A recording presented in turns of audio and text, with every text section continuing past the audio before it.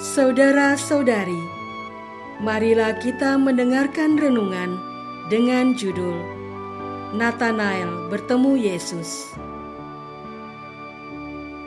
yang berdasarkan pada Injil Yohanes bab 1 ayat 51. Lalu kata Yesus kepada Natanael, "Aku berkata kepadamu, sesungguhnya engkau akan melihat malaikat-malaikat Allah turun kepada Anak Manusia." Dalam nama Bapa dan Putra dan Roh Kudus. Amin. Saudara-saudari terkasih dalam nama Tuhan Yesus Kristus, pada keesokan harinya, Yesus memutuskan untuk berangkat ke Galilea. Ia bertemu dengan Filipus dan berkata kepadanya, "Ikutlah aku." Filipus bertemu dengan Natanael dan berkata kepadanya, "Kami telah menemukan Dia yang disebut oleh Musa dalam kitab Taurat dan oleh para nabi, yaitu Yesus anak Yusuf dari Nazaret."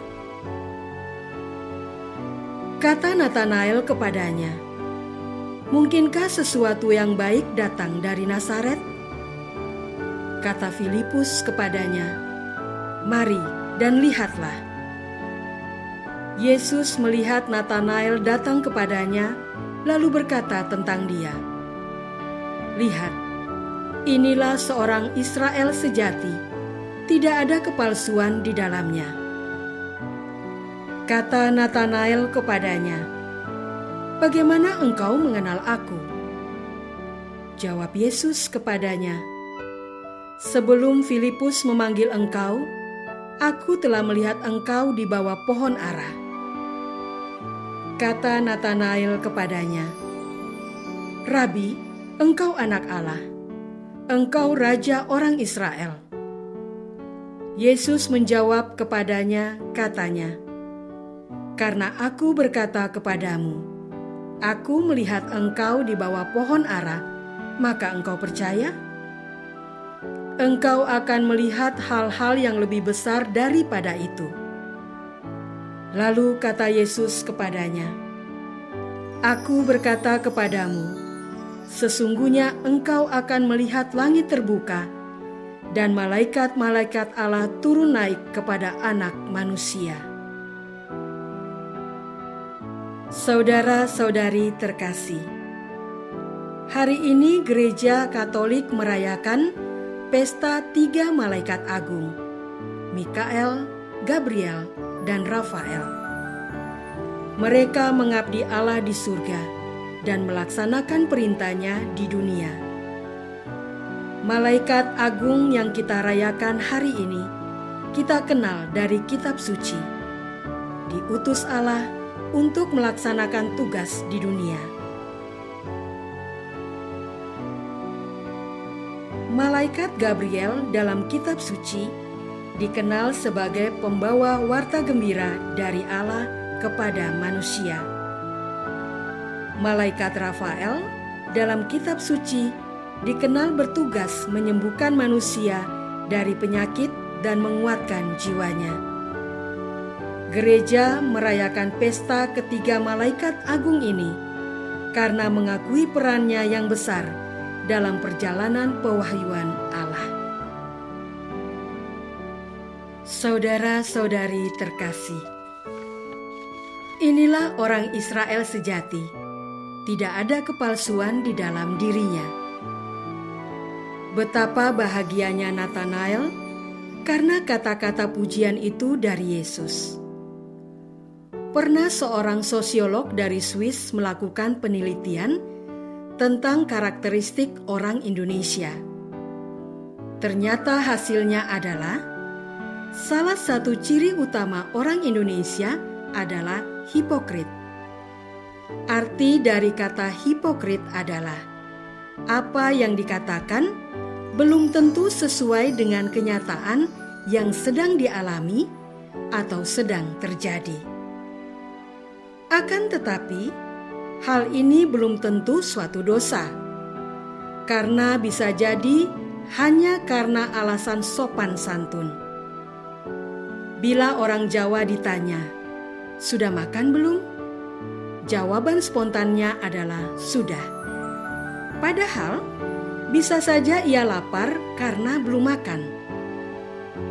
Yang mengerikan adalah kalau hipokrit terkait dengan soal moral.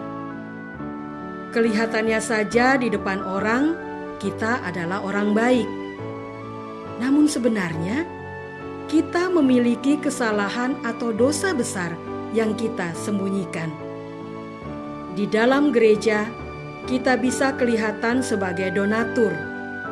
Namun sebenarnya, kita mengkorupsi uang kantor. Inilah yang disebut sebagai kepalsuan moral.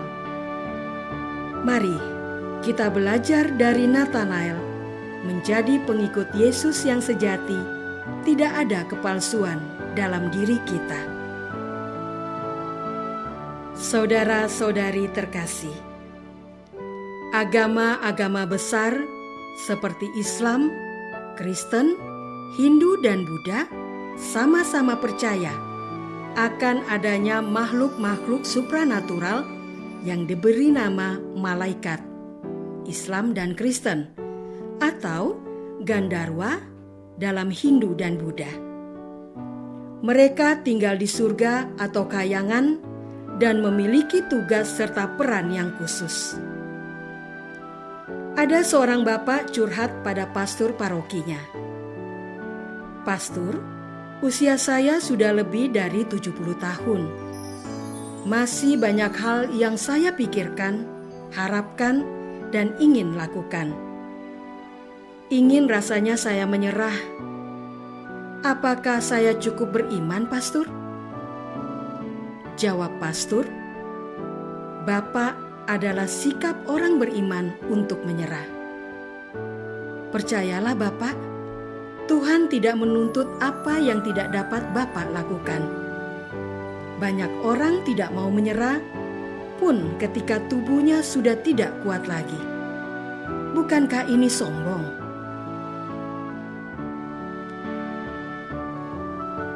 Apakah selama ini kita melibatkan para malaikat agung dan malaikat pelindung di dalam hidup kita sehari-hari? Marilah kita berdoa. Tuhan Yesus, kami bersyukur atas rahmat dan berkat-Mu hingga hari ini. Utuslah malaikat Allah untuk selalu menjaga, melindungi, membimbing dan menolong hidup kami untuk mencapai keselamatan yang kekal. Maka kami mohon, tambahkanlah iman kami ini. Ya Yesus, doa ini kami persembahkan dalam nama-Mu yang kudus, Tuhan dan pengantara kami. Amin. Semoga kita semua selalu dinaungi dan dibimbing oleh berkat Allah yang Maha Kuasa, Bapa dan Putra dan Roh Kudus. Amin.